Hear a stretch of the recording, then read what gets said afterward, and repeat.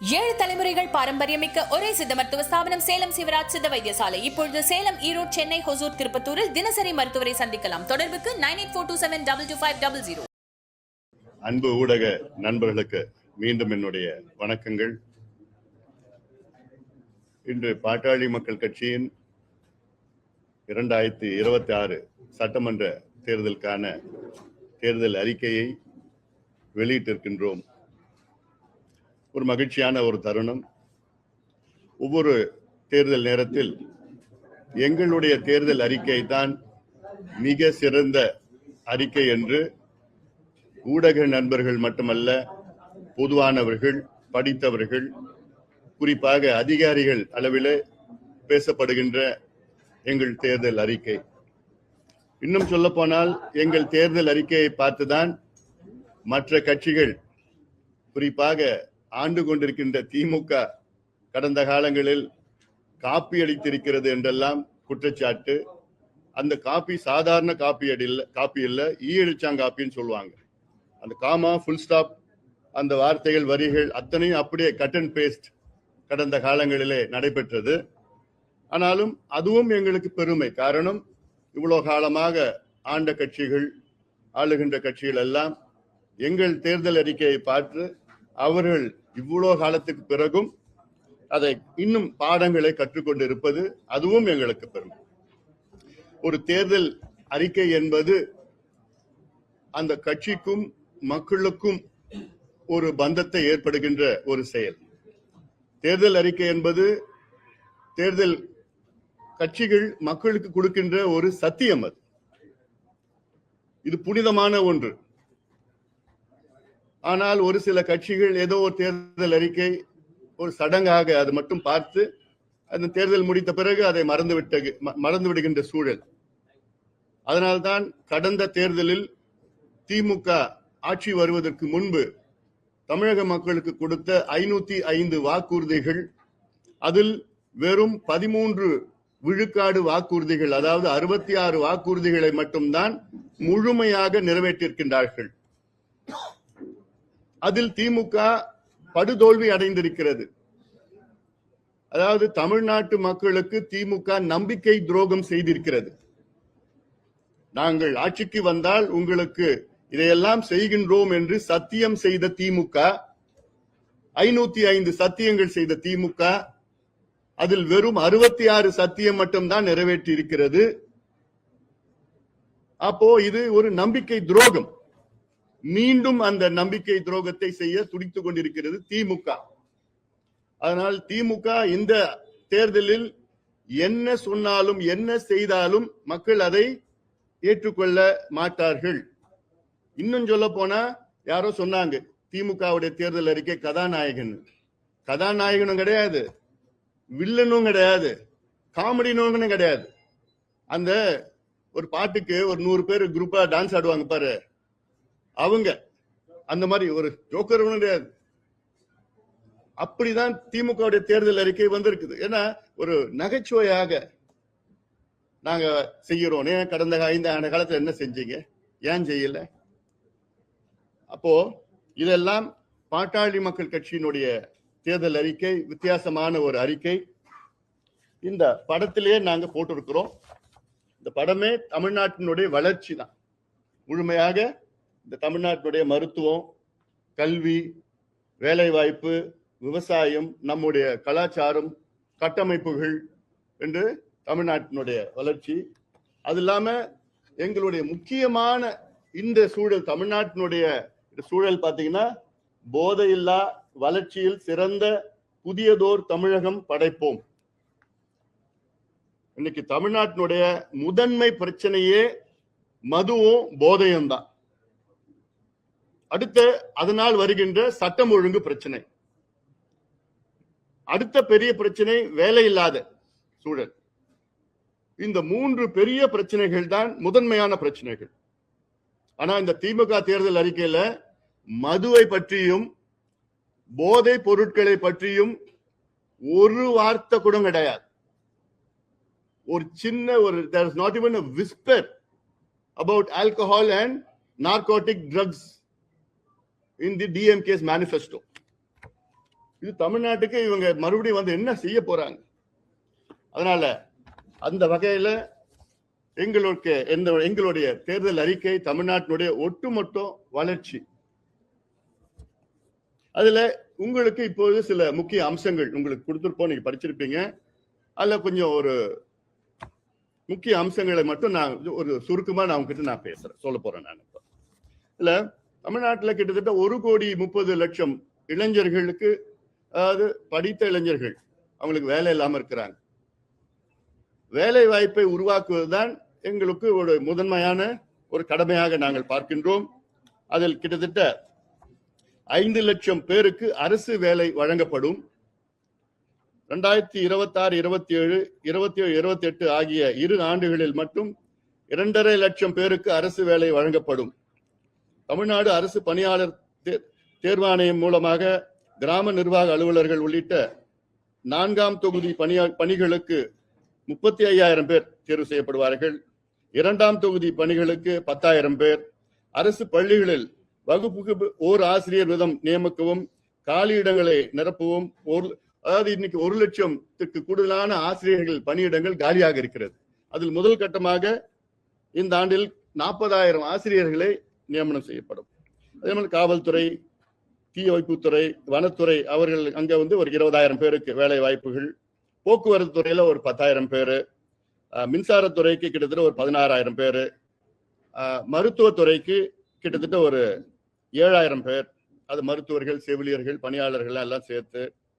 அதே போன்று காவிரி பல்பொருள் அங்காடி பணி செய்கின்றவர்கள், அது ஒரு 30,000 பேர் கூடுதலாக. வேளாண் விளைபொருட்கள் கொள்முதல் வாரியத்திற்கு கிட்டத்தட்ட 12,000 பேர். ஒவ்வொரு குடும்பத்திலும் குறைஞ்சபட்சம் ஒருவருக்கு ஒரு அரசு வேலை அல்ல தனியார் வேலை உறுதி செய்யப்படும் எங்கள் அறிக்கை மூலமாக. பட்டப்படிப்பு முடித்து வேலை கிடைக்காத இளைஞர்களுக்கு மாதம் 5,000 ரூபாய் அவர்களுக்கு நிதி உதவி கொடுத்து அவங்க படிக்கிறதுக்கோ அவங்க இருக்கிறதுக்கு உதவி செய்யப்படும்.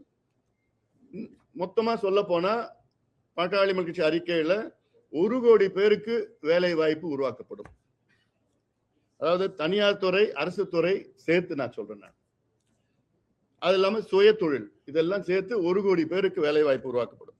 தனியார் துறை சுய வேலை வாய்ப்புகள் மூலம் அடுத்த 5 ஆண்டுகள் 1 கோடி பேருக்கு வேலை வாய்ப்பு. அடுத்தது, அதாவது அதுல இன்னொன்னு, வேளாண் துறை மற்றும் தோட்டக்கலை துறையில் 50 லட்சம் புதிய வேலை வாய்ப்புகளை ஏற்படுத்த இலக்கு நிர்ணயிக்கப்பட்டிருக்கிறது. அதே போன்று தமிழ்நாட்டின் இன்னைக்கு முக்கிய பிரச்சனை வந்து மதுவும் கஞ்சா போன்ற போதைப் பொருட்கள் தான். இன்னைக்கு தமிழ்நாட்டில் பெண்களுக்கு பாதுகாப்பு கிடையாது. அதுக்கு ஒரு முக்கிய காரணமே வீதி வீதியாக கஞ்சா உள்ளிட்ட போதைப் பொருட்களை நகரத்தில் மட்டுமல்ல ஒவ்வொரு கிராமத்திலும் விற்று கொண்டிருக்கின்றார்கள். அதை விற்பதற்கு ஒரு சூழலை உருவாக்கி இருக்கின்றார் முதலமைச்சர் ஸ்டாலின் அவர்களும் திமுகவும். இது எவ்வளோ நாங்க போராட்டம் செய்து ஆர்ப்பாட்டம் செய்து எத்தனையோ பிரச்சனைகளை கொண்டு வந்தோம், இன்னைக்கு வரைக்கும் நடவடிக்கை இல்லை. ஏதோ கஞ்சா 2.1, 3.1, 4.1 டிரைவ் பண்ணி அதுல ஒரு 5,000 பேர் பிடிப்பாங்க. அந்த 5,000 பேர் பிடிச்சி ஜெயில போடுவாங்க. 10 நாள்ல வெளியில வந்து அவன் மறுபடியும் வித்துட்டு இருப்பாங்க. அது போலீஸுக்கு தெரியும், அரசுக்கு தெரியும், எல்லாத்துக்கும் தெரியும். ஆனா முதலமைச்சர் அதை பத்தி ஒரு பொருட்டா கூட கிடைக்கல. அதாவது தமிழ்நாட்டின் பெண்களுக்கு பாதுகாப்பு வழங்க முடியாத ஒரு முதலமைச்சர், அவர்லாம் ஒரு முதலமைச்சரா? அந்த பொறுப்புல இருக்கிறதுக்கு அவருக்கு தகுதி இருக்கா? இதுதானே உங்களுடைய முதன்மை கடமை. நீங்க உங்ககிட்ட நீங்க நாங்க நெடுஞ்சாலை கட்டிட்டோம், ஐடி பார்க் கொண்டு வந்துட்டோம், சிப்காட் பண்ணிட்டோம், அந்த ஃபேக்டரி பண்ணிட்டோம், இதெல்லாம் பண்ணிட்டோம்ல. உங்க பெண்களுக்கு உங்களால பாதுகாப்பு வழங்க முடியலன்னா எதுக்கு உங்களுக்கு அந்த பொறுப்பை, எதுக்கு உங்களுக்கு பதவி? இந்தியாவிலே அதிக பெண்களுக்கு பாதுகாப்பு இல்லாத மாநிலம் தமிழ்நாடு, அதிக பெண்கள் பாதிக்கப்படுகின்ற மாநிலம் தமிழ்நாடு. அது காரணம் என்னன்னா 4,700 டாஸ்மாக் கடைகள் ஒரு பக்கம், 1,500 மணமகிழ் மன்றங்கள் ஒரு பக்கம், 25,000 சந்து கடைகள் ஒரு பக்கம். அந்த சந்து கடைகள் 24 மணி நேரமும் மதுவை வித்துட்டு இருக்காங்க, டாஸ்மார்க் வித்துட்டு இருக்காங்க. டாஸ்மார்க்ல மட்டும் 1,80,000 கோடி ஊழல். பாதி கணக்குல பாதி கணக்கு இல்ல, பாதி வரி ஏய்ப்பு, எவ்வளவு பிரச்சனைகள் இருக்கு. அல்ல இதுதான் காரணமே. சட்டம் ஒழுங்கு, லா அண்ட் ஆர்டர் பிரச்சனைக்கு காரணமே இதுதான். குடிச்சிட்டு அங்கங்க கிடைக்கிற போதை, கபின், காக்கைன், ஹெரோயின், எல்எஸ்டி, ஃபென்டனைல், மெத்தலாம்பிட்டமின் என்னென்ன இருக்கோ அது எல்லாத்தையும் சரளமா கிடைக்குது. போலீஸ்க்கு தெரியாம யாரும் விற்கிறது கிடையாது, தெரிஞ்சுதான் விற்கிறாங்க. அப்போ இதனாலதான் 2.5 வயசு குழந்தைய பாலியல் வன்கொடுமை செய்து கொடூரமான முறையில கொலை செய்கின்ற மாநிலமாக மாறி இருக்கு தமிழ்நாடு. 4 வயசு குழந்தை, 8 வயசு குழந்தை, 10, 12 வயசு குழந்தைங்களை இந்த மனித மிருகங்களாக, அந்த மனித மிருகங்களாக உருவாக்கியது திமுக, ஸ்டாலின் அவர்கள் தான். திறமை இல்லாத, தகுதி இல்லாத, நேர்மை இல்லாத ஒரு திமுக ஆட்சி தான் இது போன்ற ஒரு சூழலை உருவாக்கி இருக்கிறது. அதனால அதுல ஆனா திமுக தேர்தல் அறிக்கையில இத பத்தி ஒரு வார்த்தை கூட இல்ல. மது விலக்கு நாங்க கொண்டு வருவோம், அண்ணா திமுக அறிக்கையில படிப்படியா நாங்க கொண்டு வருவோம். அப்ப என்ன நிர்வாகம் உங்களுக்கு? அதுல வர பணம் வந்தா போதுமா? மக்கள் எப்படி போனாலும், நாசமா போனாலும் உங்களுக்கு பரவாயில்லையா? கவலை இல்லையா? இந்த தேர்தல் அறிக்கை தயாரிச்சது யாரு? கனிமொழி, நாடாளுமன்ற உறுப்பினர், ஒரு பெண். இதே கனிமொழி அவர்கள் கடந்த காலத்துல நாங்கள் ஆட்சிக்கு வந்தால் முதல் நாள் முதல் கையெழுத்து பூரண மதுவிலக்கு சொன்னாங்கல்ல. நீங்க தான் தேர்தல் அறிக்கை தயாரிக்கிறீங்க. ஏன் ஒரு வார்த்தை கூட மது பத்தி ஒரு வார்த்தை கூட உங்களால சொல்ல முடியாதா? கொண்டு வர முடியாதா? அதுல வர வருமானம் தான் உங்களுக்கு முக்கியமா? அதுல அழுகின்ற குடும்பங்கள் உங்களுக்கு தெரியலையா? அதுல தாலி அறுக்கின்ற பெண்கள் உங்களுக்கு தெரியலையா? அவங்க கஷ்டப்பட உங்களுக்கு தெரியலையா? நடக்கின்ற கொலைகள், கொள்ளைகள், கற்பழிப்பு, பாலியல் வன்கொடுமை எல்லாம் உங்களுக்கு தெரியலையா? அதனால வருகிறது தெரியலையா? தமிழ்நாட்டில் பூரண மதுவிலக்கு நடைமுறைப்படுத்தப்படும். கஞ்சா உள்ளிட்ட போதைப் பொருட்கள் நடமாட்டத்தை ஒழிக்க கடுமையான நடவடிக்கைகள் மேற்கொள்ளப்படும். அதாவது வார் அகெயின்ஸ்ட் ட்ரக்ஸ். இந்த தமிழ்நாடு காவல்துறை போதைப் பொருள் தடுப்பு பிரிவு என்ற தனி பிரிவு ஏற்படுத்தப்படும். அதன் தலைவராக ஒரு டிஜிபி அளவில் அதிகாரியை நியமிக்கப்படுவார். அதுக்கு குறைவான சரியா வராது. ஒரு டிஜிபி தலைமையில போதைப் பொருள் ஒழிப்பு பிரிவு உருவாக்கப்படும். ஏன்னா இது அவ்வளவு சீரியஸான ஒரு பிரச்சனை அது. ஆனா அதை பத்தி ஒரு பொருட்டா கூட திமுக நினைக்கல. கஞ்சா உள்ளிட்ட போதைப் பொருள் வணிகத்தில் ஈடுபடுகின்ற குண்டர் சட்டத்தில் அடைக்கப்படுவார்கள். போதைப் பொருள் நடமாட்டம் குறித்து தகவல் தெரிவிக்க 987 என்ற கட்டணமில்லா தொலைபேசி எண் அறிமுகப்படு செய்யப்படும். அதாவது போதைப் பொருள் நடமாட்டம் மற்றும் கள்ள சாராயம் விற்கின்ற யாராவது வித்தாங்கன்னா அவங்க சம்பந்தமா தகவல் கொடுத்தா, தகவல் கொடுக்கிறவங்களுக்கு 10,000 ரூபாய் பரிசு வழங்கப்படும். அப்புறம் விவசாயம். திமுக ஆட்சியில விவசாயம் வீழ்ச்சி அடைந்திருக்கிறது. அதாவது கடந்த ஆண்டு தமிழ்நாட்டுடைய வேளாண் துறை -1.8 வளர்ச்சி, மைனஸ் வளர்ச்சி. கடந்த முந்தைய ஆண்டு -3.6. ஆனா இவங்க எல்லாம் 5 ஆண்டுகள் ஆவரேஜா செஞ்சு நாங்க பிளஸ்ல இருக்குன்னு சொல்லிட்டு இருக்கிறாங்க. அது போய்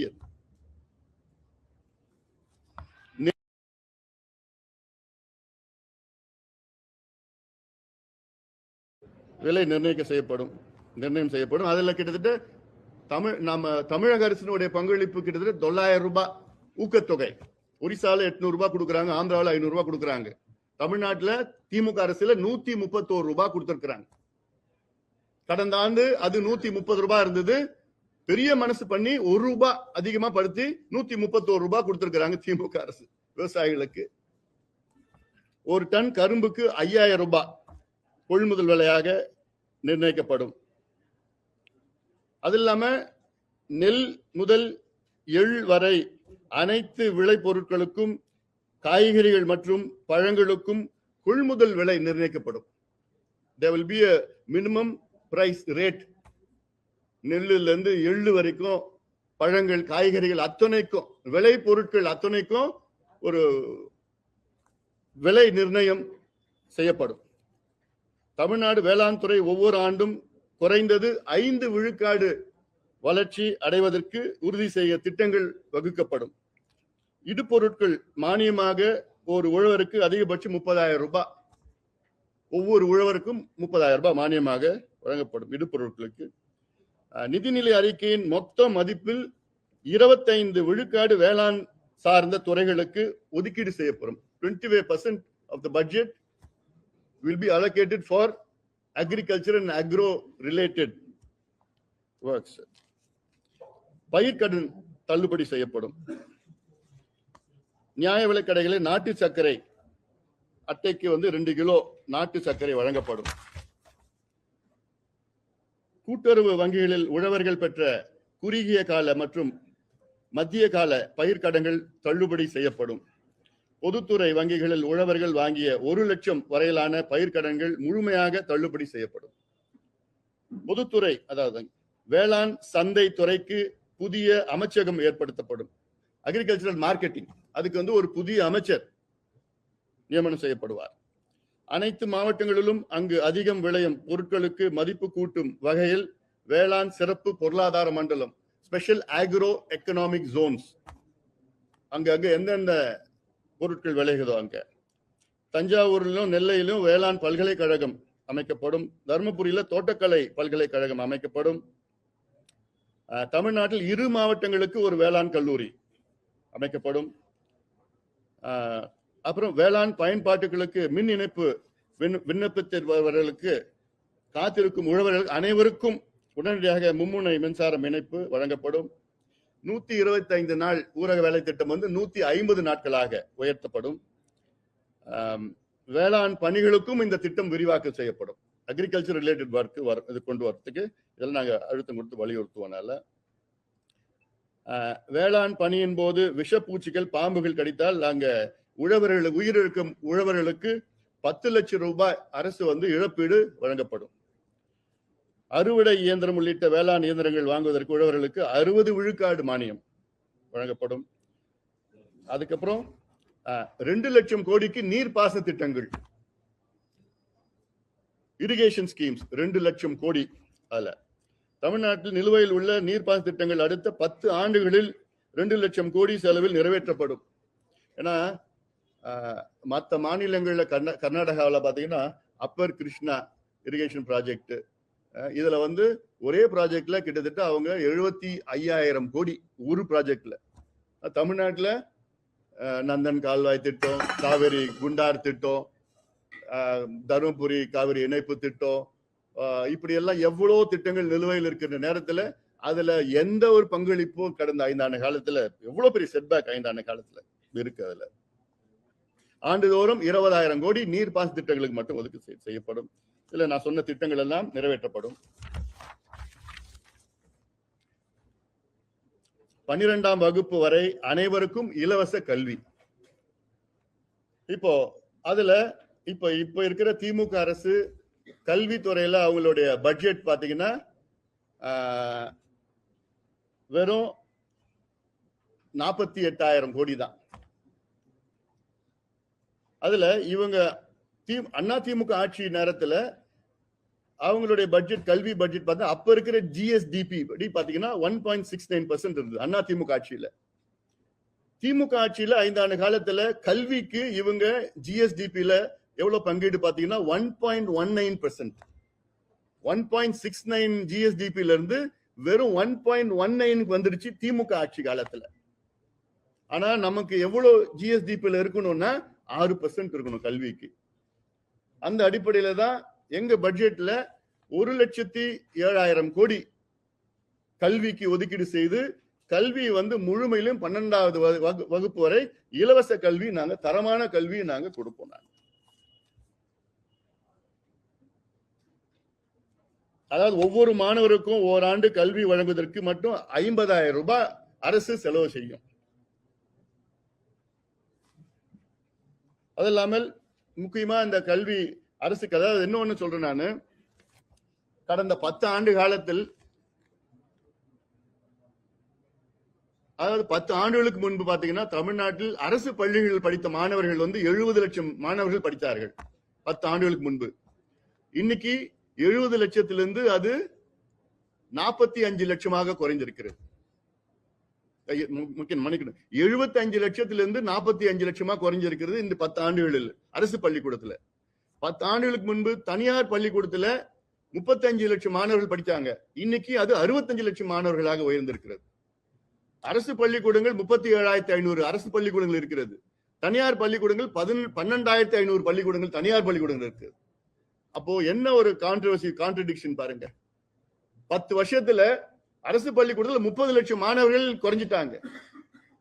தனியார் துறையில 10 லட்சம் 30 லட்சம் மாணவர்கள் அதிகமாயிட்டாங்க. அப்போ நீங்க என்ன நடத்துறீங்க? எதுக்கு அரசு பள்ளிக்கூடம் நடத்துறீங்க?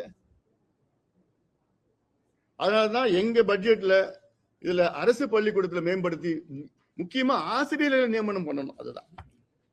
அதாவது 5 ஆண்டுகள் இடைநிலை ஆசிரியர்கள், பட்டதாரி ஆசிரியர்கள், முதுநிலை பட்டதாரி ஆசிரியர்கள் என மொத்தம் 60,000 ஆசிரியர்கள் நியமிக்கப்படுவார்கள். ஓர் ஆசிரியர் பள்ளியிலே இருக்காது. அதாவது 4700 தொடக்க பள்ளியில ஓர் ஆசிரியர் பள்ளிக்கூடம் தான் இருக்கு இப்போ. அதாவது 1ஆவதுல இருந்து 5ஆவது வரைக்கும் ஒரே ஒரு ஆசிரியர் தான். எத்தனை பள்ளிக்கூடம் தமிழ்நாட்டில் இருக்கு? அரசு பள்ளி 4700 பள்ளிக்கூடங்கள் இருக்கு. அதனால அப்படி ஒரு நிலை இருக்காது. டெட் தேர்வில் தேர்ச்சி பெற்ற 4 லட்சம் ஆசிரியர்களுக்கு எதிர்காலத்தை கருத்தில் கொண்டு அவர்களுக்கு எளிமையான முறையில் சிறப்பு டெட் தேர்வு நடத்தப்படும். அது இல்லாம அரசு பள்ளிகள் ஒப்பந்தம் அடிப்படையில் தொகுப்பு ஊதிய அடிப்படையில் பணியாற்றும் கணினி ஆசிரியர்களுக்கு பிற சிறப்பு ஆசிரியர்களுக்கும் பணி நிலைப்பு செய்யப்படுவார்கள். 10, 12 வகுப்பு பொது தேர்வுகள் ஆண்டுக்கு 2 முறை நடத்தப்படும். அல்லாம மாணவர்களுக்கு இலவச மடிகணினி, இலவச கை கணினி வழங்கப்படும். 9ஆவதுல இருந்து அப்புறம் 6ஆவது இருக்கு, அப்புறம் 6ஆவதுல 9ஆவது வரைக்கும்.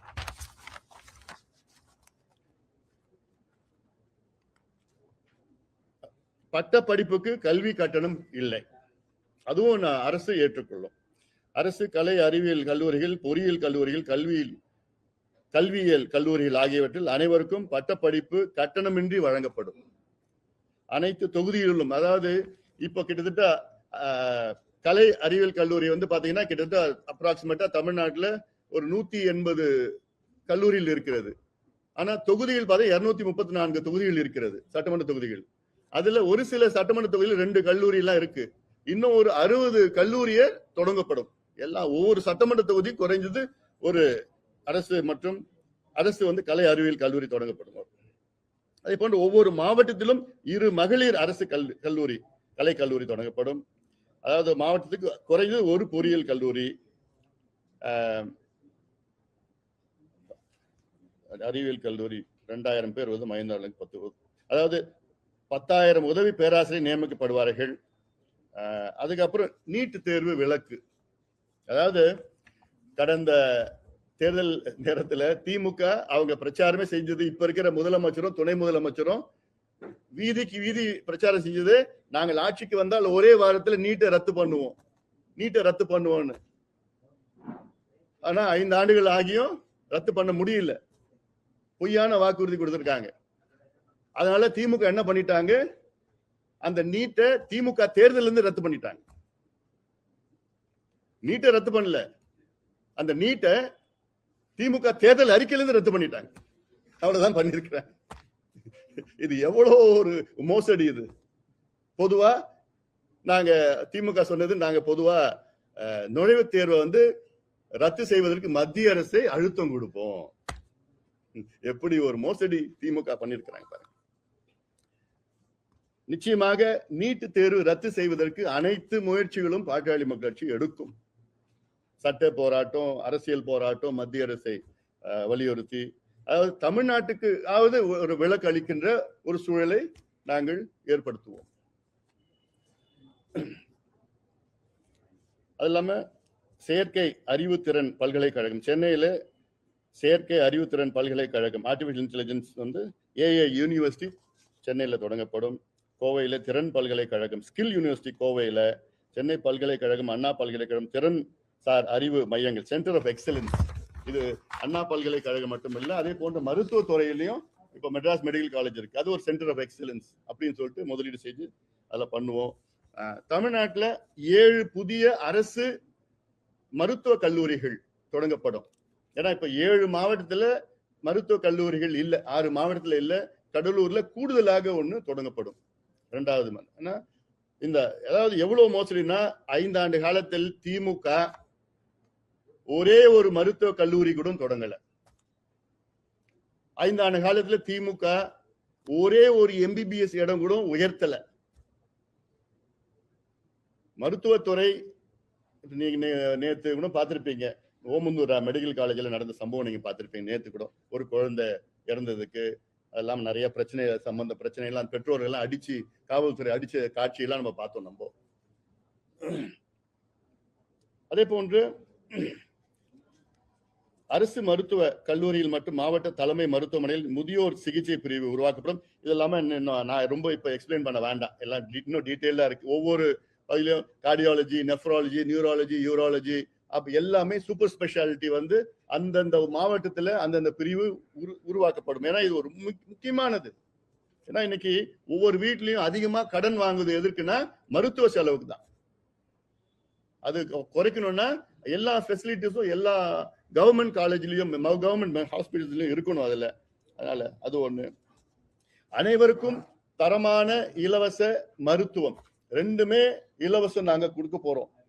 இலவச கல்வியும் கொடுக்க போறோம், இலவச மருத்துவமும் நாங்க தரமான மருத்துவம் இலவசமா நாங்க கொடுக்க போறோம். அதே போன்று அதற்கு பட்ஜெட்ல இப்ப இன்னைக்கு பாத்தீங்கன்னா திமுக மருத்துவத்துறைக்கு வெறும் ஐ திங்க் 19,000 22,000 கோடி தான் பட்ஜெட் ஒதுக்கி இருக்கிறாங்க. ஆனா எங்கள நாங்க 1,10,000 கோடி ஒதுக்கீடு செய்து இலவச மருத்துவமும் நாங்கள் அனைவருக்கும் நாங்கள் வழங்குவோம். அதே போன்ற 1,00,000 ஆஷாக்களை நியமனம் செய்வோம். ஆஷாக்கள் என்றால் அக்ரிடேட்டட் சோஷியல் ஹெல்த் ஆக்டிவிஸ்ட், அங்கீகரிக்கப்பட்ட சமூக சுகாதார செவிலியர்கள். இந்தியாவில் கிட்டத்தட்ட 8,00,000 ஆஷாக்கள் இருக்கின்றார்கள். அதாவது வட மாநிலங்கள்ல அதிகமா இருக்கிறாங்க. தமிழ்நாட்டுல அப்போ ஒரு பாலிசி எடுத்தாங்க வேண்டாம், ஆனா இன்னைக்கு அந்த பாலிசி மாத்தி ஆஷாக்கள் 1,00,000 ஆஷாக்கள்.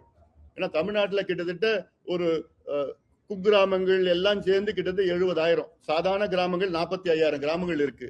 இன்னும் குக்கிராமம் 75,000. அந்த 75,000 கிராமங்களுக்கு பணியாற்றுகின்ற வகையில 1,00,000 ஆஷாக்கள் நியமனம் செய்யப்படும். 108 ஆம்புலன்ஸ் வந்து 2,500 உயர்த்தப்படும். இன்னைக்கு 1,300 தான் இருக்கு. திமுக அறிக்கையில பாத்தீங்கன்னா நாங்கள் 1,300 2,000 உயர்த்தப்படும் என்று சொன்னார்கள். ஆனா வெறும் 70 ஆம்புலன்ஸ் தான் உயர்த்தினார்கள் 5 ஆண்டு காலத்தில் திமுக. அதிலையும் தோல்வி அடைந்து விட்டார்கள். அதே போன்று சமூக நீதி கணக்கெடுப்பு நடத்தப்படும். அதை கேட்ப என்ன சமூக நீதி கணக்கெடுப்புனா என்ன? அதுதான் சாதிவாரி கணக்கெடுப்பு. இப்ப நாங்க சில பேருக்கு அந்த சாதின்னு அந்த பேரை பிடிக்கல, அதனாலதான் இப்போ சமூக நீதி கணக்கெடுப்பு நடத்தப்படும் இதை நாங்க வலியுறுத்துறோம். இப்போ பிராக்கெட்ல சாதிவாரி கணக்கெடுப்பு. இது செய்யாத திமுக அரசை தமிழக மக்கள் உறுதியா மன்னிக்க மாட்டாங்க. இது எவ்வளவு பெரிய ஒரு துரோகம் திமுக செய்திருக்கிறது.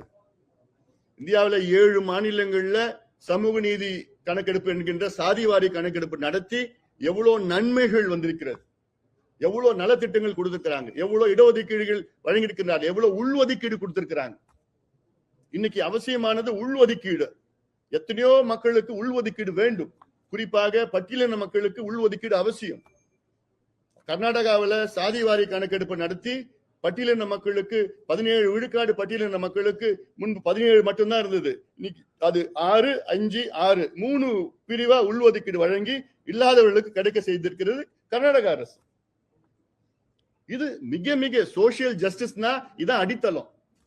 ஆனால் சமூக நீதி என்று பேசியே சமூக நீதியை குழி தோண்டி, அதாவது நான் 20 அடின்னு சொன்னேன், இப்ப 100 அடி ஆழம் குழி தோண்டி புதைத்த திமுகவை தமிழக மக்கள் மன்னிக்கவே மாட்டாங்க. அதிகாரம் இருந்து, ஆட்சி இருந்து, நிதி இருந்து, எல்லாமே இருந்தும், கையில் சட்டம் இருந்து, எல்லாம் இருந்தும் நான் பண்ண மாட்டேன் அப்படின்னு பிளேட்டண்டா பொய்ய சொல்லி சட்டமன்றத்தில் எனக்கு அதிகாரம் இல்லை என்று சொன்ன முதலமைச்சர் ஸ்டாலின் அவர்களை நிச்சயமா மன்னிக்க மாட்டாங்க. இது மிகப்பெரிய மோசடி.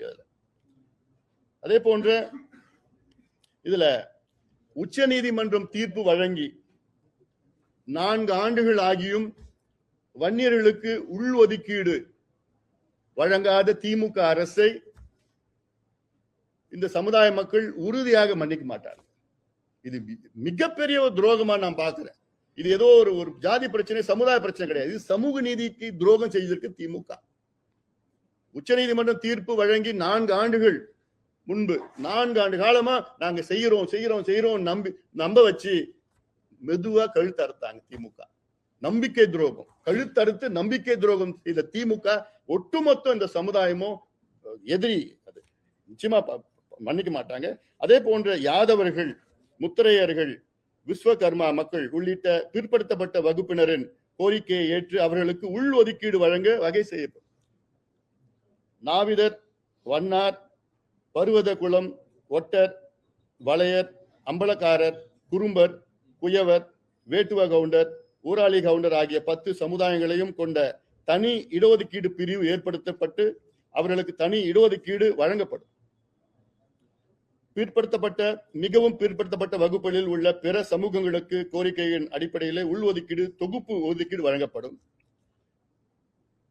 தமிழகத்தில் பிற பகுதிகளில் வாழும் குறும்ப கவுண்டர்கள் ஆகிய சமூகங்களை பழங்குடியினர் வகுப்பில் சேர்க்கும்படி மத்திய அரசை வலியுறுத்தப்படும்.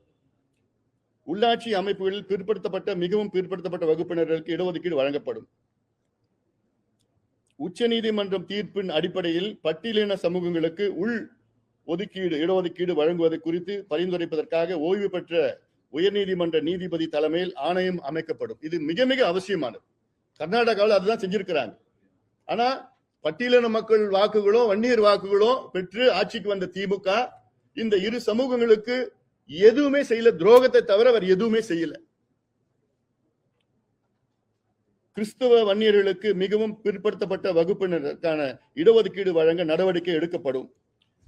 கிறிஸ்துவ மதத்திற்கு மாறிய ஆந்திர மாநிலத்தை பின்பற்றி தமிழ்நாட்டில் மிகவும் பிற்படுத்தப்பட்ட வகுப்பில் உள்ள சமூகங்களின் 30,000க்கு கூடுதலான மக்கள் தொகை கொண்ட அனைத்து சாதிகளுக்கும் தனித்தனியாக நல வாரியங்கள் அமைக்கப்படும்.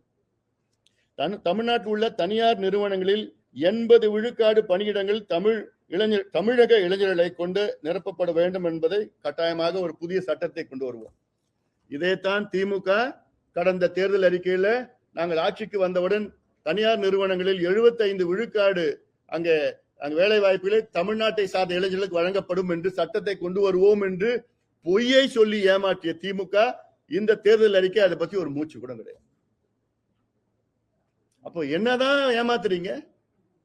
505 வாக்குறுதிகள் கொடுத்தீங்க கடந்த தேர்தலில் திமுக, அதுல வெறும் 66 தான். இந்த தேர்தல் அறிக்கையில் அதுல ஒரு 300 தேர்தல் வாக்குறுதியில இதுலயும் கொண்டு வரல. இப்ப கொண்டு வந்த தேர்தல் அறிக்கையில கடந்த முறை கொண்டு வந்த 63 வாக்குறுதிகளை இதுல கொண்டு வந்திருக்காங்க மறுபடியும் திமுக.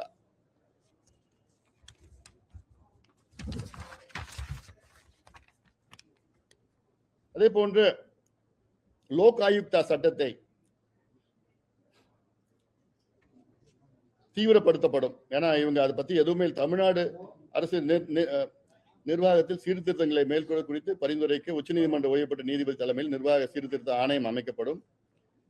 ஆண்டுக்கு 4 முறை சட்டப்பேரவை கூடுவதும் 100 நாட்கள் கூட்டத்தொடர் நடப்பது உறுதி செய்யப்படும். சட்டப்பேரவை நிகழ்வுகள் நேரடி ஒளிபரப்பு, அதுதான் இப்போ திமுக சொன்னாங்க. அதனால நேரடி கிடையாது. அதுல இல்லாம சேவை உரிமை சட்டம் கொண்டு வரப்படும். தமிழ்நாட்டில் முடக்கப்பட்டுள்ள லோக் ஆயுக்தா அமைப்பு வலிமையாக்கி மாற்றப்படும். அமைச்சர்களும் லோக் ஆயுக்தாவின் அதிகார வரம்புக்குள் கொண்டு வரப்படுவார்கள். அரசு நிர்வாகத்தில் ஊழலை ஒழிக்க பொது சேவை பெறும் உரிமை சட்டத்தை கொண்டு வருவோம். அடுத்தது 6 லட்சம் கோடி ஊழல் செய்த திமுக மீது விசாரணை நடத்தப்படும்.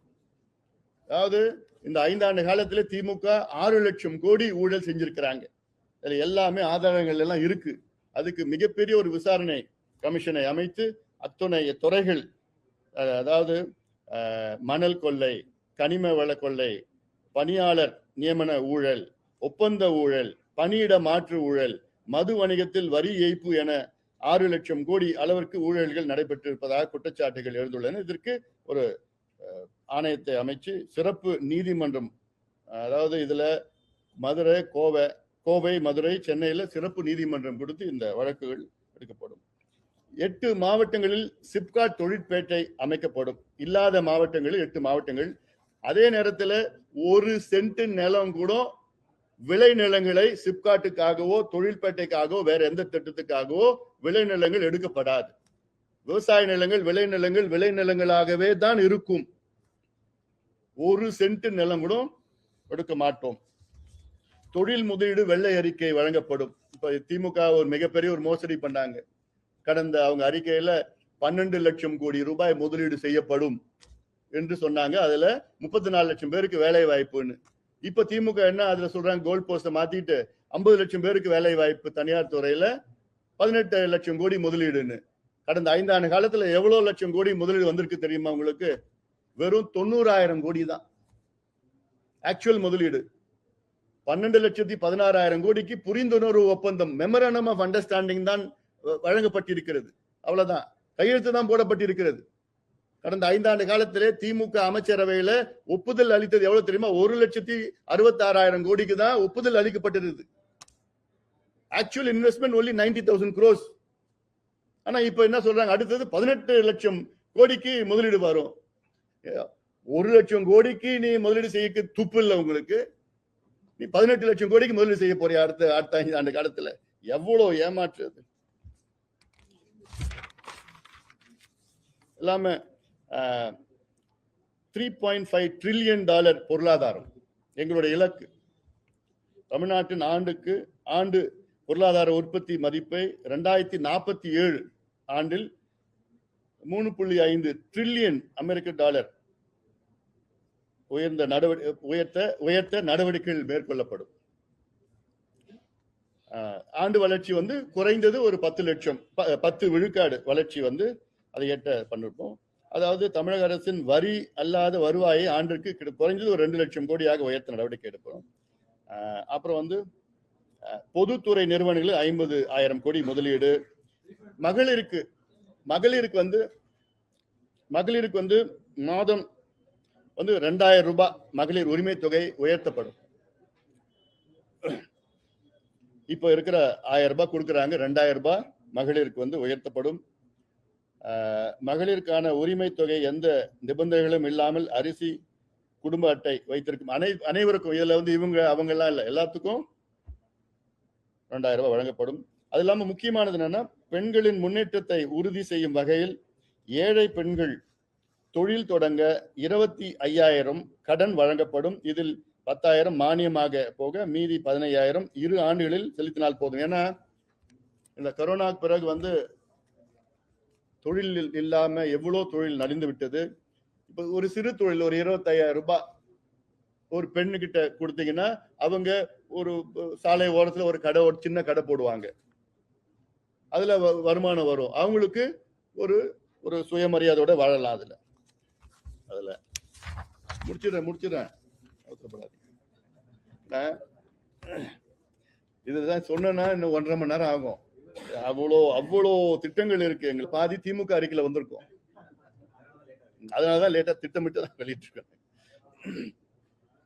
அதாவது இப்ப இருக்கிற, நான் சொன்ன தொடக்கத்தில் சொல்லியிருக்கிறேன், மகளிருக்கு பாதுகாப்பு, பெண்களுக்கு பாதுகாப்பு, இதுதான் மிக மிக முக்கியமான பிரச்சனை. என்ன பொறுத்த வரைக்கும் women safety is the number 1 problem in Tamil Nadu. Women and children safety.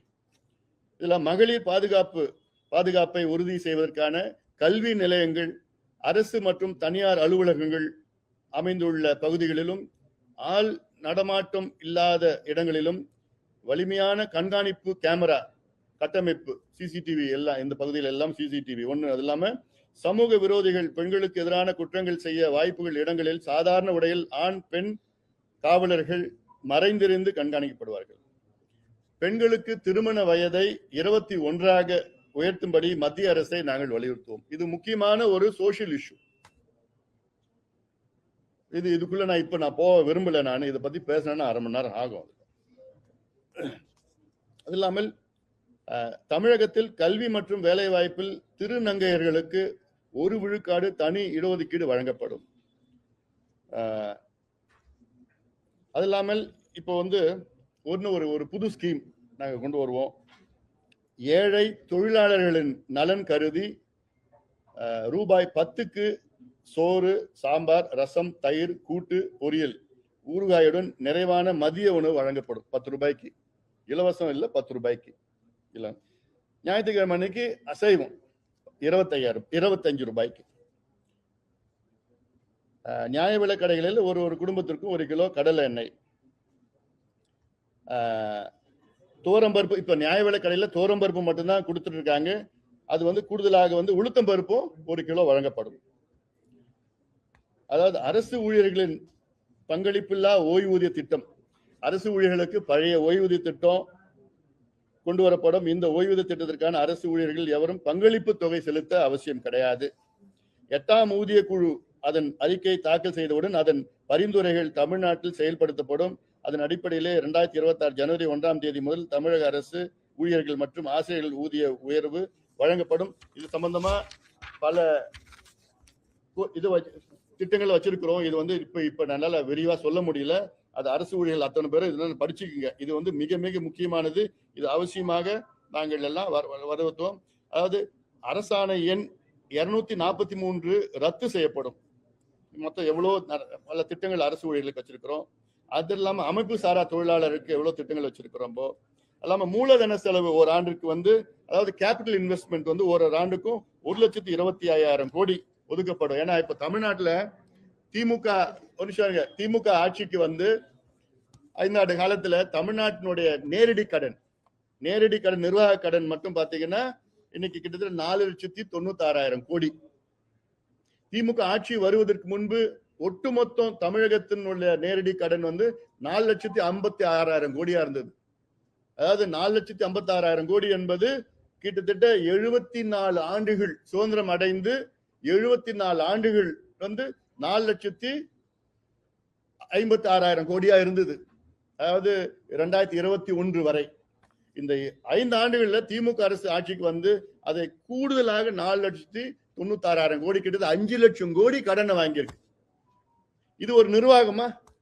கடனை வாங்கி நீங்க இலவசம் கொடுக்கறதோ, கடனை வாங்கி நீங்க பணம் கொடுக்கறதோ ஒரு நிர்வாகமா? இதெல்லாம்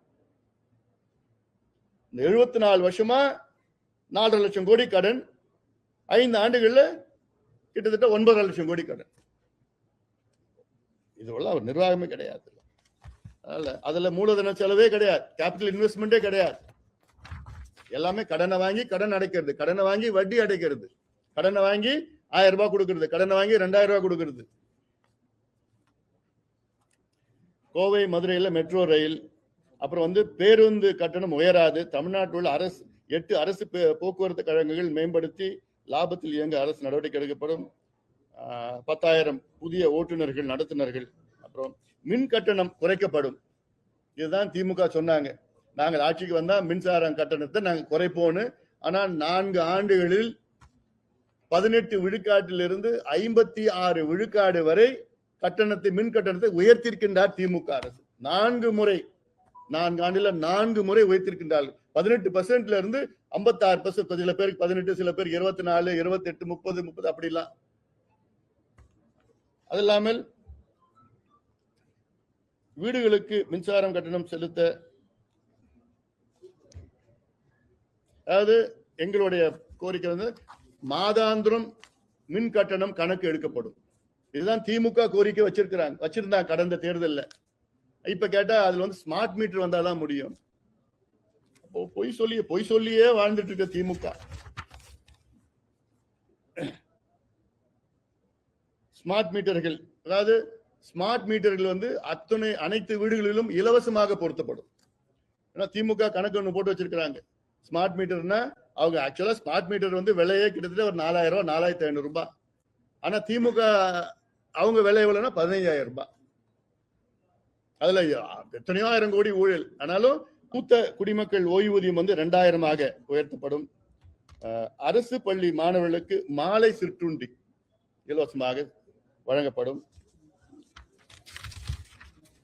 அப்புறம் வந்து இஸ்லாமியர்களுக்கு இடஒதுக்கீடு உயர்வு.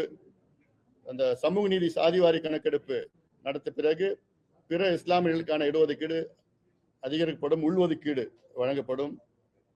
கிரீமி லேயர் வருமானம் வரம்பை இப்போதுள்ள 8 லட்சம் ரூபாயிலிருந்து 18 லட்சம் ரூபாயாக உயர்த்த வேண்டும் என்று மத்திய அரசை தமிழக அரசு வலியுறுத்தும்.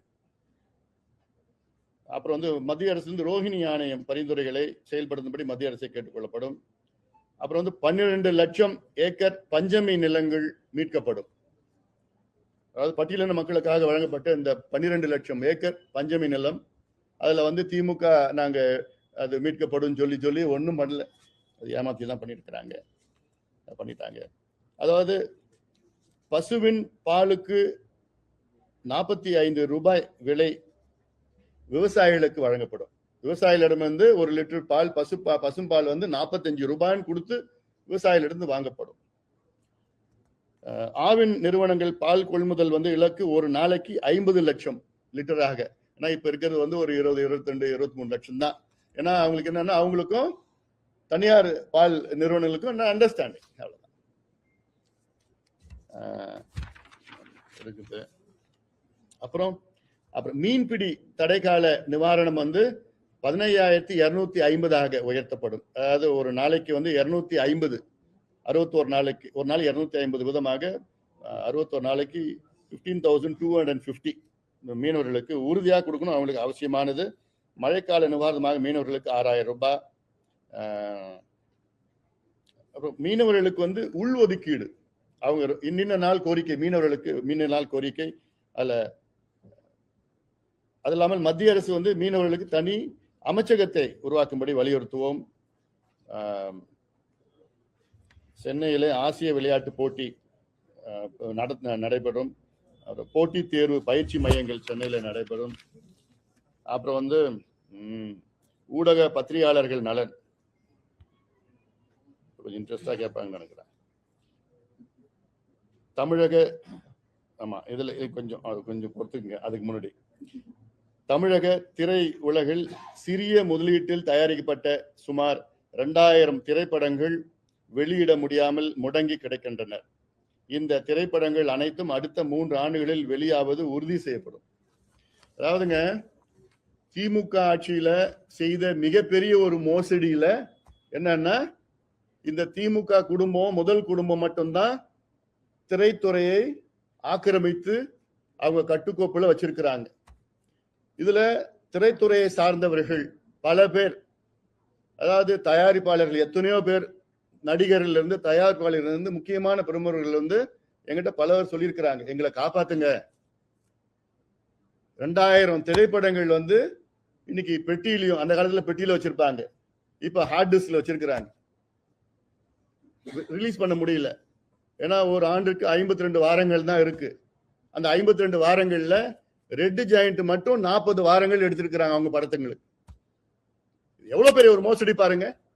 இவங்களுக்கு ஆட்சி அதிகாரம் இருக்கிற காரணத்தால 52 வாரங்களில் இந்த ரெட் ஜாயிண்ட் மூவிஸ் மட்டும் அவங்களும் அவங்க சார்ந்தவங்களும் 40 வாரங்களை அவங்க எடுத்துட்டு போறாங்க. மீதி இருக்கிற 12 வாரங்கள் மட்டும்தான் மற்றவங்களுக்கு கொடுக்கறாங்க.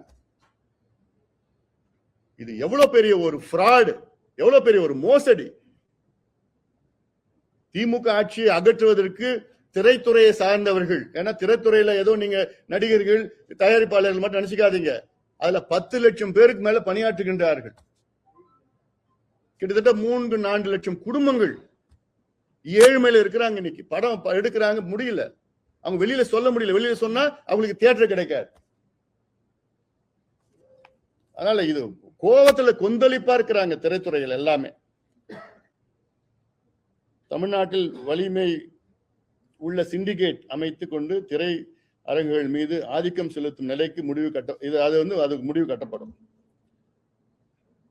திரைப்படங்களுக்கு தனி தொழில் பெயர் தமிழில் பெயர் வைக்கப்பட்டால் 8 விழுக்காடு கேளிகை வரி செலுத்துவதிலிருந்து முழுமையாக விலக்கம் அளிக்கப்படும். தமிழ்நாட்டில் செயல்பட்டு வரும் பத்திரிகையாளர் நல வாரியத்திற்கு கூடுதல் அதிகாரங்கள் வழங்கப்படும். பெயருக்கு மட்டும்தான் வச்சிருக்கிறாங்க, அதிகாரங்கள் இல்லை. சும்மா உழைக்கும் பத்திரிகையாளர்கள் மற்றும் ஊடக நிறுவன பணியாளர்களுக்கு பத்திரிகையாளர் ஊதிய குழு பரிந்துரைப்படி ஊதியம் வழங்குவது உறுதி செய்யப்படும். சென்னை திருவான்மியூரில் அமைக்கப்பட்டிருப்பதை போன்று சென்னை புறநகர் பகுதியில் 1000 வீடுகள் கொண்ட பத்திரிகையாளர் குடியிருப்பு உருவாக்கப்படும். மாவட்ட தலைநகரங்களிலும் பத்திரிகையாளருக்கு அடுக்குமாடி குடியிருப்புகள் கட்டிடம் தரப்படும். ஈழத்தமிழர்கள் நலன், அதெல்லாம சுற்றுச்சூழல், தமிழ்நாட்டில் அனைத்து மணல் குவாரிகளும் மூடப்படும்.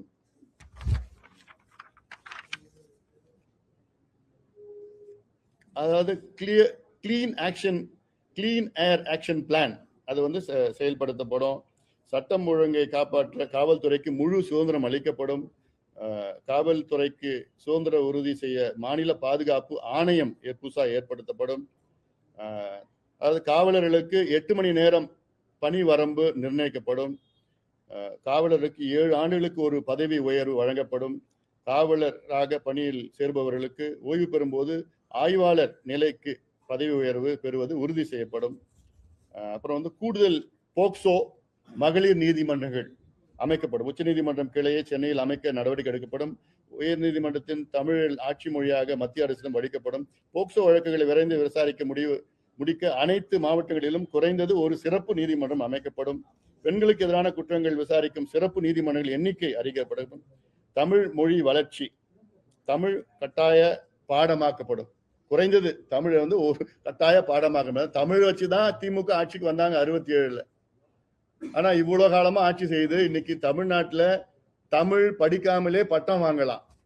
இந்தியாவில வேற எந்த மாநிலத்திலும் அப்படி செய்ய முடியாது. ஆனா தமிழ் எங்கள் உயிர் மூச்சு அப்படிலாம் வசனம் பேசி பேசி தமிழ் படிக்காமலே இங்க பண்ணி, அதான் தமிழ் கட்டாயமாக ஒரு பாடம் ஆக்கப்படும். அதாவது மருத்துவம் பொறியியல் படிப்பில் தமிழ் வழியில் கற்பிக்கப்படும். அதற்கான பாடநூல்கள் தமிழில் தயாரிப்பு செய்யப்படும். அப்புறம் சென்னையில் எம்டிசி பேருந்துகள் எண்ணிக்கை 8000 அதிகரிக்கப்படும். புதிய பேருந்துகள் அனைத்து மின்சாரம் பேருந்துகளாக இயக்கப்படும். அனைத்து எம்டிசி பேருந்துகளும் அனைவருக்கும் இலவசமாக ஆக்கப்படும். சென்னையில நாங்க 2014 சொன்னப்போ எல்லாம் நீங்க சிரிச்சீங்க.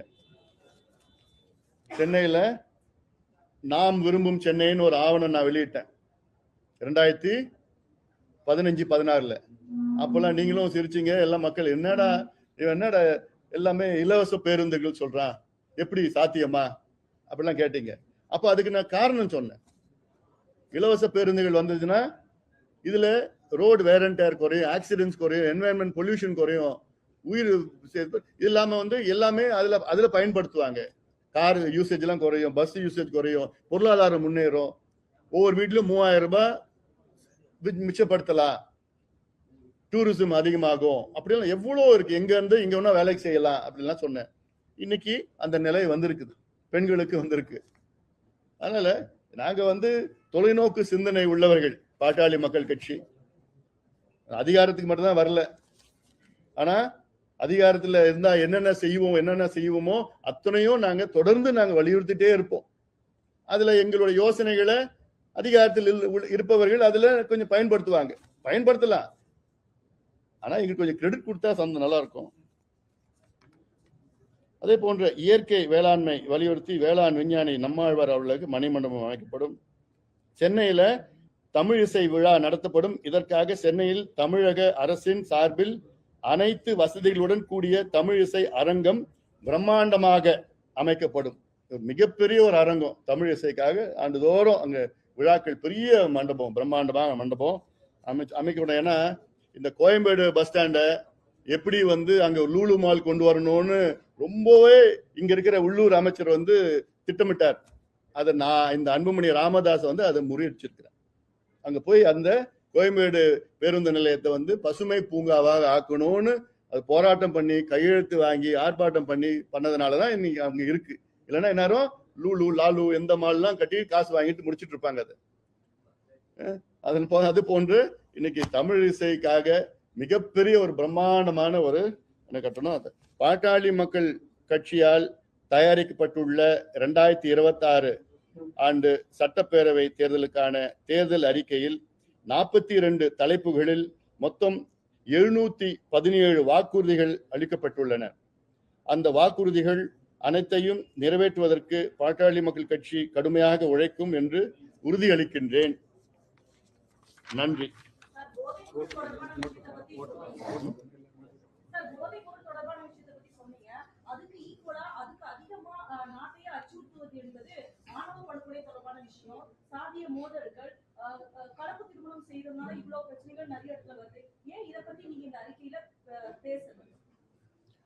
நிச்சயமாக, அதாவது பாட்டாளி மக்கள் கட்சி என்பது சமூக நீதியை அடிப்படை கொண்ட அதற்காக தொடங்கப்பட்ட ஒரு கட்சி. எங்கள் கட்சி தொடக்கத்தில் இருந்து அனைத்து சமூகங்களும், குறிப்பாக சாதிகள், நீங்க சொல்ற சாதிகள், அதிலும் குறிப்பாக அடக்கப்பட்ட ஒடுக்கப்பட்ட பட்டியலின மக்கள், அவர்கள் போன்ற நிலையில் உள்ள மற்றவர்களும் சமூக முன்னேற்றம் அடைய வேண்டும் கல்வி உரிமை பெற வேண்டும், பொருளாதார முன்னேற்றம் அடைய வேண்டும், கல்வி வேலை வாய்ப்பு உருவாக்க வேண்டும் என்ற நோக்கத்திலே தான் தொடர்ந்து நாங்கள் வலியுறுத்தி வருகின்றோம். இது சம்பந்தமாக எங்களுடைய பங்களிப்பு, எங்க கட்சியினுடைய பங்களிப்பு இதற்கு 100 விழுக்காடு நாங்கள் பங்களித்து காலங்காலமாக ஏற்படுகின்ற சாதி மோதல்களோ பிரச்சனைகளோ அப்படி வந்தால் முதலில் நாங்கள் தான் அங்கே சென்று அந்த பிரச்சனை பெரிதாகாமல் பார்த்துக் கொள்கின்றோம். இது எங்களுடைய கடமையாக நாங்கள் பார்த்திருக்கின்றோம். நிச்சயமாக வரும் காலத்தில் அடக்கப்பட்ட, ஒடுக்கப்பட்ட, வஞ்சிக்கப்பட்ட அனைத்து மக்களும் ஒன்று சேர்ந்து அரசியல் அதிகாரம் பெற வேண்டும் என்று எங்களுடைய நோக்கம். உருவாகுவதற்கு நாங்கள் பாடுபடுவோம்.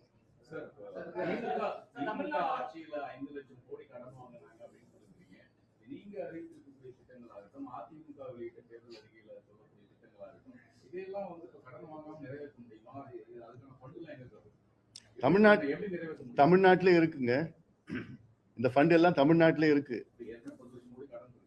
இல்லைங்க, இந்த ஃபண்ட் தமிழ்நாட்டில், அந்த ஃபண்ட் திமுக கொள்ளடிச்சிட்டு இருக்காங்க.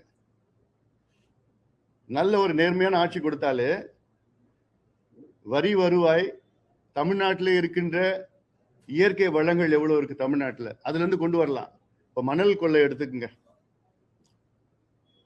கடந்த ஆண்டு எவ்வளவு தெரியுமா அதிகாரப்பூர்வமாக கணக்கு கொடுத்திருக்காங்க? கடந்த ஆண்டுக்கு முந்தைய ஆண்டு தமிழ்நாடு அரசு எவ்வளவு தெரியுமா கொடுத்திருக்காங்க?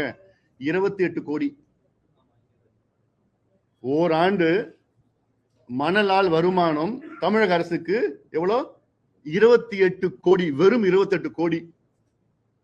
ஆனா இவங்க கொள்ளடிக்கிறது ஒரு நாளைக்கு குறைந்தது 100 கோடி ஒரு நாளைக்கு. ஆனா ஒரு ஆண்டு முழுவதும் 28 கோடி தான் அரசுக்கு வருவாய் வந்திருக்கிறது மணலால சொல்லியிருக்கிறாங்க.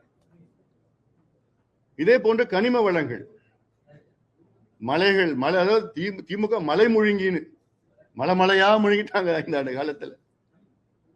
இவ்வளோ இருக்கு நம் தமிழ்நாட்டுல இருக்கு. அதுல ஆனா அத்தனையும் கொள்ள அடிச்சுக்கிட்டு, இதனாலதான் இவங்க கடனை வாங்கி வட்டி கட்டுறது, கடனை கட்டுறது.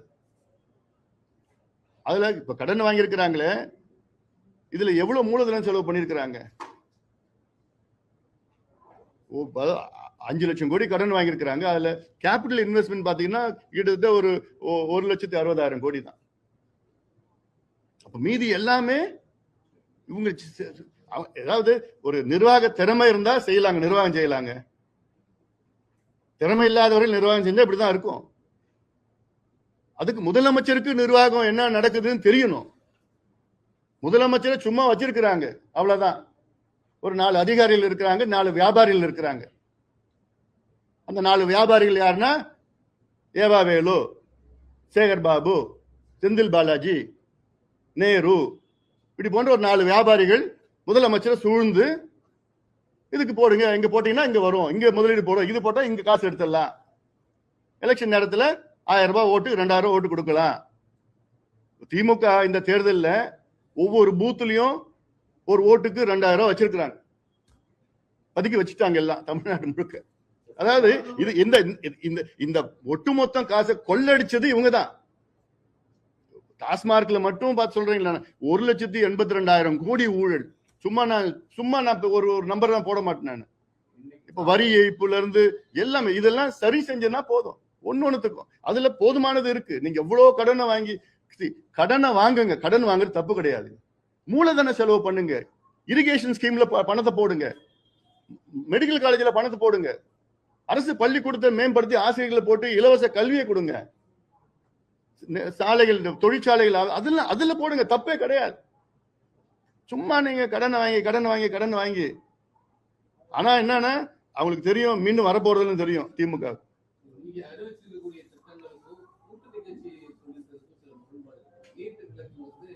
பாஜக தர முடியாதது தெளிவாக அதே மாதிரி கோவை மதுரை மெட்ரோ ரயில் பணிகளுக்கு அனுமதி அளிக்காதே பாஜக தான். 2019 கூட்டணி அமைக்கும் போது குறைந்தபட்ச செயல் திட்டத்தோட பாமக கூட்டணியில் இருந்துச்சு. 2021 சட்டமன்ற தேர்தலில் வன்னியர் இடஒதுக்கீடு 2019 சட்டமன்ற தேர்தல் கூட்டணிக்கு குறைந்தபட்ச செயல் திட்டத்தோடு இணைஞ்சீங்க. 21 சட்டமன்ற தேர்தலுக்கு வன்னியரிடம் ஒதுக்கீடு. இந்த முறை எந்த அடிப்படையில கூட்டணியில இணைஞ்சிருக்கீங்க? பல முரண்பாடுகள் கூட்டணியில இருக்கு. ஒரே அடிப்படையில் தான் இந்த கூட்டணி அமைஞ்சது. ஒரே அடிப்படை, இந்த ஊழல் திமுக இருங்க கேள்வி கேட்டீங்கல்ல, பதில் ஒரு நிமிஷம். உணர்ச்சி வசப்படலாம், ரொம்ப ஓவரா கொடுத்த காசுக்கு அதிகமா போறாங்க. நான் பதில் வேணுமா வேண்டாமா? பதில் வேணுமா வேண்டாமா?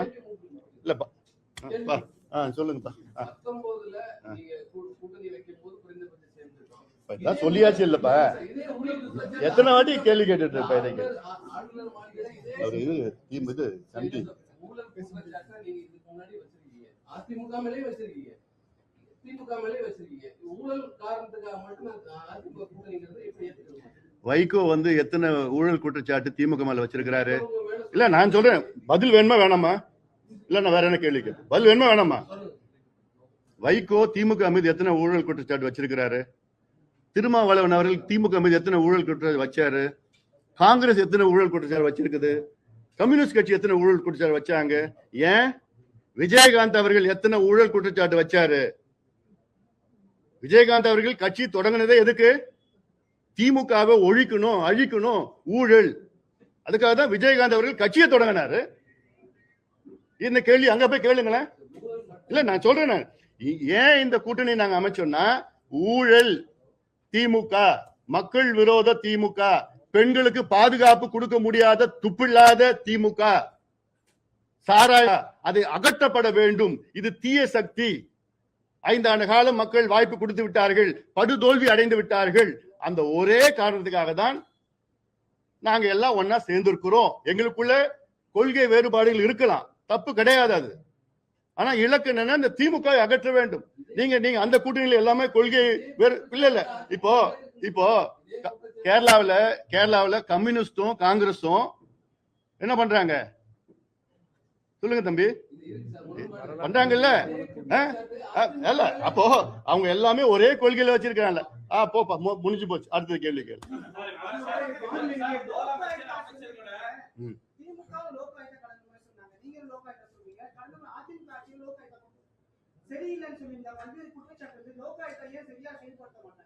ஏன்னா அந்த முதல்ல அவங்க தான் அதுல உள்ள போவாங்க. இப்போ கர்நாடகாவில் லோக் ஆயுக்தா மிக வலிமையா இருக்கு. கர்நாடகாவில் லோக் ஆயுக்தா முதலமைச்சரையும் அழைக்கலாம், முதலமைச்சரும் விசாரணை செய்யலாம், அமைச்சர்கள் அழைக்கலாம். இங்க அந்த மாதிரி இருக்கா எங்கேயாவது? இல்ல. அப்படி கொண்டு நல்ல ஒரு வலிமையான நேர்மையான அங்க நீதிபதிகள் எல்லாம் கொண்டு வந்தாங்கன்னா முடிஞ்சு போச்சு உங்க கதை. உச்ச நீதிமன்றமே ஊழல் சொல்றது, உயர் நீதிமன்றம் ஊழல் சொல்லிட்டு இருக்கு. எவ்வளவு குற்றச்சாட்டுகள் இருக்கு. என்போர்ஸ்மெண்ட் டைரக்டரேட் சொல்லுது, எங்களுக்கு ஆதாரங்கள் இருக்கு, 888 கோடி ரூபாய் ஆதாரங்கள் இருக்கு. அதை கொடுத்து 3 மாசம் எந்த நடவடிக்கையும் எடுக்கல. நகராட்சி மன்றத்து துறையில, நகராட்சி நிர்வாக துறையில ஆமா ஒரு அமைச்சர் மேல குற்றச்சாட்டு. என்ன லோக் ஆயுக்தா என்ன?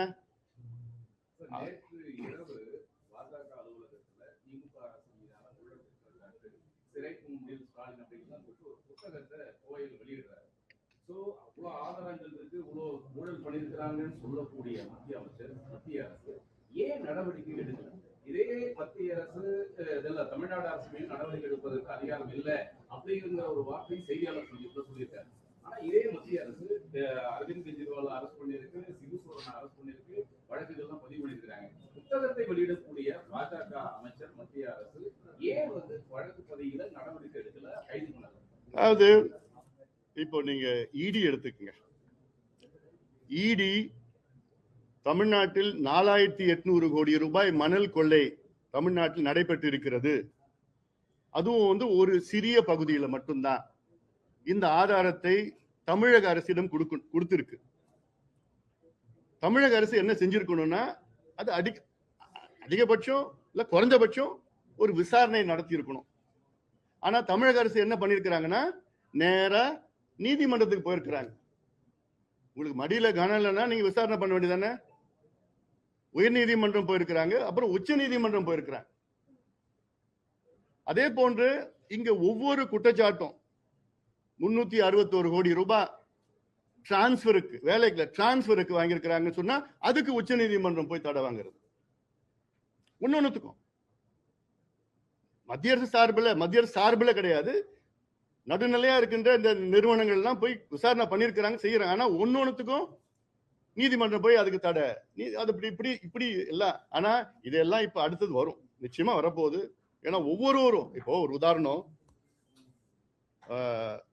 திருவான்மையூர்ல இருந்து உத்தண்டி வரைக்கும் பறக்கும் மேம்பாலம், இது வெறும் 14 கிலோமீட்டர். ஆக்சுவலா பார்த்தா 1 கிலோமீட்டருக்கு 100 கோடி ரூபாய் செலவாகும். ஆனா இப்போ அவங்க 1 கிலோமீட்டர் 150 கோடி ரூபாய் வீதம் போட்டிருக்காங்க. 2100 கோடி ரூபாய் ப்ராஜெக்ட் அது. இதே திட்டத்தை அதுல ஒருத்தர் 1400 கோடி ரூபாய்க்கு எங்களால செய்ய முடியும் அப்படின்னு சொல்லியிருக்காரு. அவங்க பெரிய கான்ட்ராக்டர், இந்தியா ஃபுல்லா செய்யறவங்க தான். ஆனா அவங்கள பிளாக் லிஸ்ட் பண்ணி எலிஜிபிலிட்டி இல்லாம வர பார்த்துக்கிட்டு 700 கோடி ரூபாய் அதிகமா டெண்டர் கோட் பண்ணி அதுக்கு அடிக்கல் நாட்டி அதுல இன்னொருத்தர் கேஸ் போட்டார், அவருக்கு சமரசம் பண்ணிட்டாங்க. இது மாதிரி எவ்வளவு ஊழல் நடந்துட்டு இருக்குது. இல்ல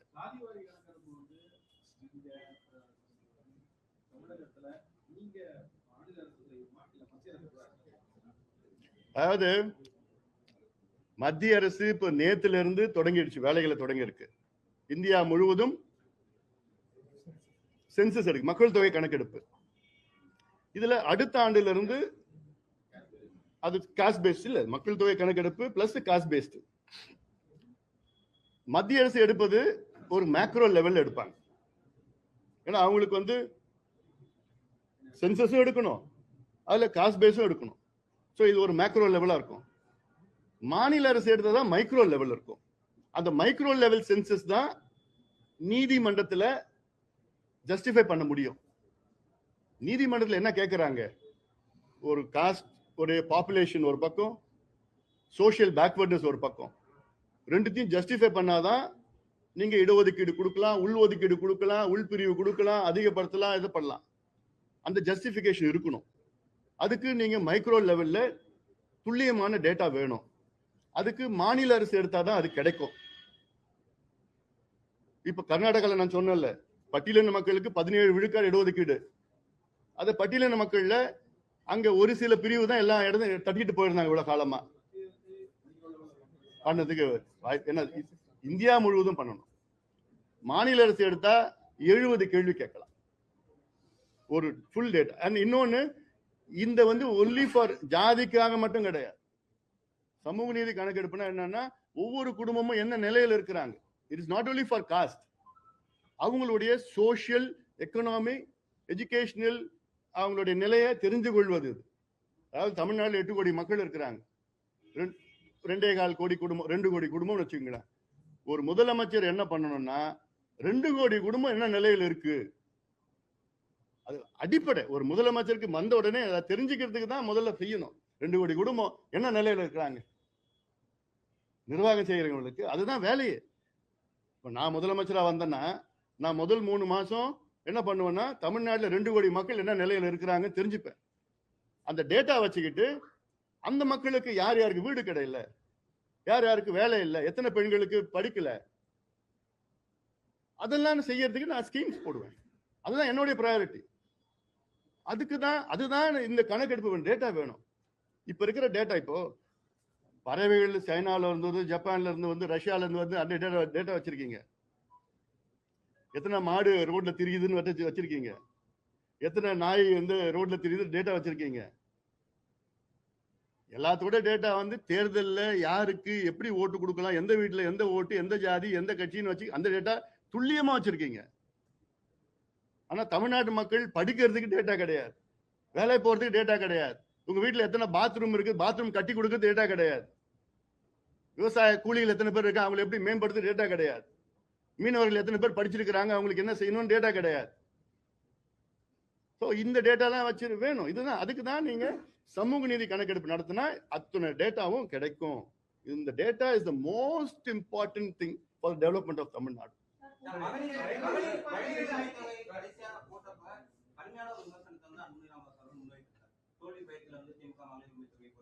அண்ணாமலை மகளிர் உரிமை தொகையை 2000 உயர்த்தி வழங்கப்படும் அறிவிப்பு அது முரணா இல்லையா? ஏன்னா இல்ல நான் வந்து டைரக்ட் கேஷ் பெனிஃபிட் ஸ்கீம் வந்து அதை நாங்க வரவேற்கிறோம். Direct cash benefit. இதுல என்னன்னா, திமுக கடந்த ஆண்டு பொங்கல் வந்தது, அப்ப ஏன் காசு கொடுக்கல? அதுக்கு முந்தின ஆண்டு பொங்கல் வந்து ஏன் கொடுக்கல? இந்த ஆண்டு பொங்கலுக்கு மட்டும் ஏன் கொடுக்குறீங்க? தேர்தல். ஏன் கோடை காலம் கடந்த ஆண்டு வரலையா? அதுக்கு முந்தின ஆண்டு கோடை காலம் வரலையா? இந்த ஆண்டு ஒண்ணுதான் கோடை காலம் வந்ததா? கோடை காலத்தை கருதி 2000 ரூபாய் கொடுக்குறாங்களாம். அப்பா எவ்வளவு பெரிய மனசுப்பா. அப்போ இவங்க நோக்கம் என்னன்னா தேர்தலுக்காக நோக்கம் தான் தவிர, நீ பெண்களை கொலை செய்யற, பெண்களை மானபங்கம் செய்யற, பெண்களை பாலியல் வன்கொடுமை செய்யற, பெண் குழந்தைகளை சிதைச்சு கொடூரமான முறையில கொலை செய்யற, பெண்களுக்கு பாதுகாப்பு கொடுக்க முடியல. இன்னொரு பக்கம் பெண்களுக்கு 1000 ரூபாய் கொடுத்தா 2000 ரூபாய் கொடுத்தா எல்லாம் மறந்துடுவாங்களா? அதை மறைப்பதற்காக செய்யறாங்க. இந்த நேரத்துல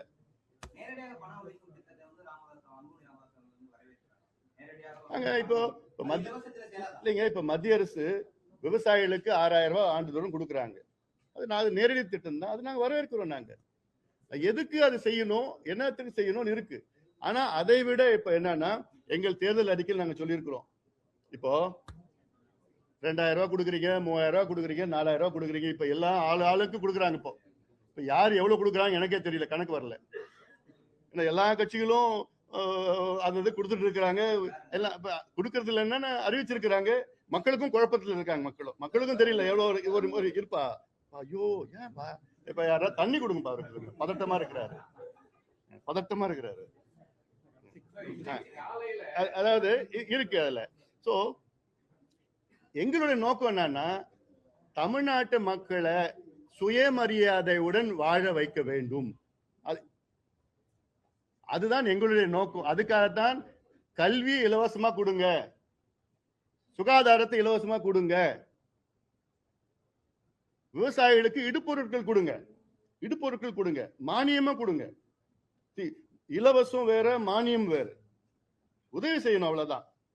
அதனால இது ஒண்ணு அன்புமணி இலவசம் வேண்டான்னு சொன்னா, அப்படி சொன்னா, இப்படி சொன்னா. அதுக்குதான் கான்செப்ட் என்னங்க, சுயமரியாதை வாழணுங்க.